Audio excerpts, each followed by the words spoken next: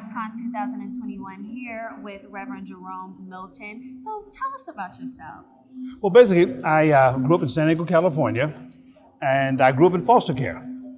18 years, 14 foster homes, 2 reformatory schools, and 1 orphanage, where they fed you dog food, cat food, whip you, beat you at wind and wild. It was rough, it was gruff, it was tough. Finally, God heard my prayer. My sister and my brother died in the orphanage, but there was a Catholic nun that delivered me from the orphanage, and I went on to a foster home, my 14th foster home, Mrs. Dady Florence Brown. She took a broken, a shattered, a tattered little boy and nurtured me and nourished me and guided me to Christ and said, never let your abuse be your excuse. And so I did well in football, well in track in California, went on to the University of California at Los Angeles, played football and ran track, participated in the 1976 Olympic trials. My dream, even in the orphanage, I wanted to be a pastor and I wanted to be a coach. Both those dreams came true. I married a wonderful lady, Charlene Ogans Milton. I adopted 11 children from Child Protective Services in Texas, keeping a promise to my foster mother, Dady Florence Brown, that I would do for a group of hopeless, helpless, voiceless, and forgotten children what she had done.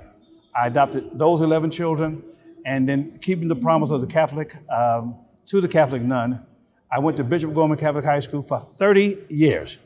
I coached track, 10 state track and field championships in a row. Wow. Was featured in Sports Illustrated, sent 205 kids to college, Division I, Division II, Division III, NAIA, junior college. One of my most proud of, not necessarily the scholarships, I'm most proud of, all of those young people graduated from the various colleges and universities.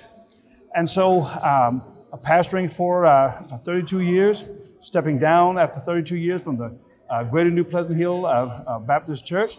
The conference wanted me to start a new church, Open Door Bible Fellowship Church. I'm happy about that.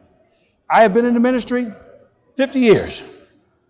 I've been a pastor 40 years, and we'll be celebrating this July 25th at 11 o'clock a.m. at the Open Door Bible Church, my 50th year in the ministry, 40 years as a pastor. May God be the glory.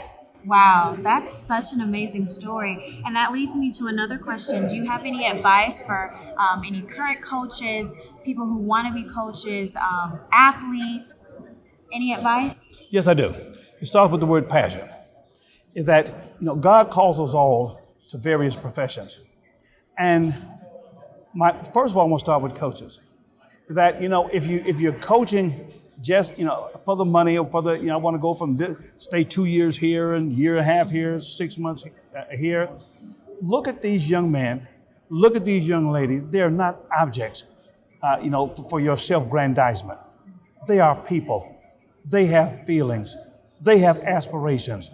And you need to coach them as if they were your own son, your own daughter, and a family. And to the athletes, everything is not the NFL. But if God has blessed you with the ability to play at the next level, then you need to use that, not so much to go to the NFL or the NBA. I tell them all the time, look at the math. But you can play. You can play at those various levels and make an impact. You may not ever earn $1 million, but if you can make $1 million difference, then your living is not in vain. Wow. It's been such a blessing speaking with you, Reverend. Thank you. Your story was amazing and the advice was great as well. And I hope you have a great rest of your time at the convention. Well, thank you. Thank you for having me.